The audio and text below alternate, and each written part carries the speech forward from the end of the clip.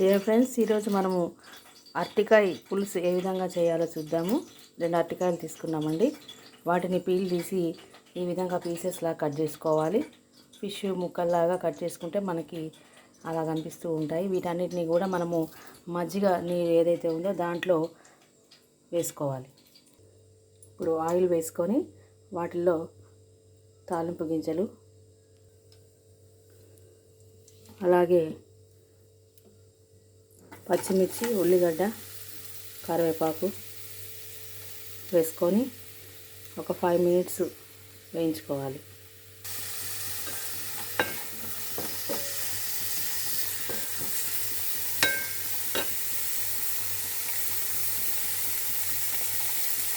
దీంట్లోనే కొద్దిగా పసుపు వేయించుకోవాలి.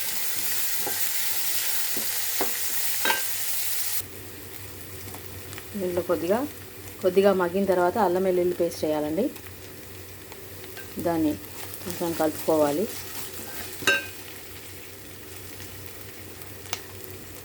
అలాగే మనం పెట్టుకున్నటువంటి ఈ అరటికాయ ముక్కల్ని దీంట్లో వేసి కొంచెం మగ్గించుకోవాలి.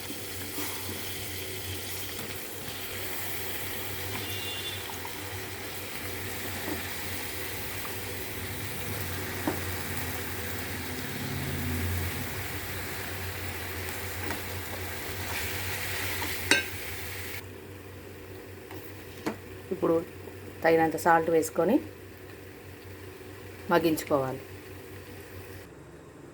ఒక నిమ్మకాయ సైజ్ ఎంత చింతపండు తీసుకొని నానబెట్టి ఉంచుకొని దీని రసం తీసి రెడీగా పెట్టుకుందాం. వీటిని ఇలా ఒక 10 మినిట్స్ పాటు మగ్గించుకోవాలండి.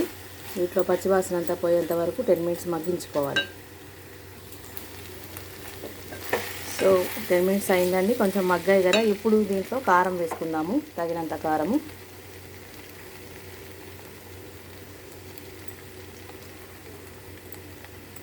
పులుసు కాబట్టి కొంచెం కారం ఎక్కువగానే పడుతుంది. దీన్ని ఇప్పుడు 2 నిమిషాలు మగ్గించి చింతపండు పులుసు పోసుకుందామండి.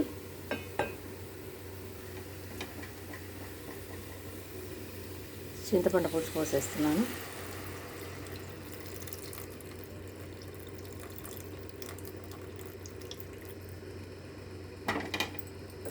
దీన్ని చిన్నగా ఈ విధంగా కలుపుకున్నాము.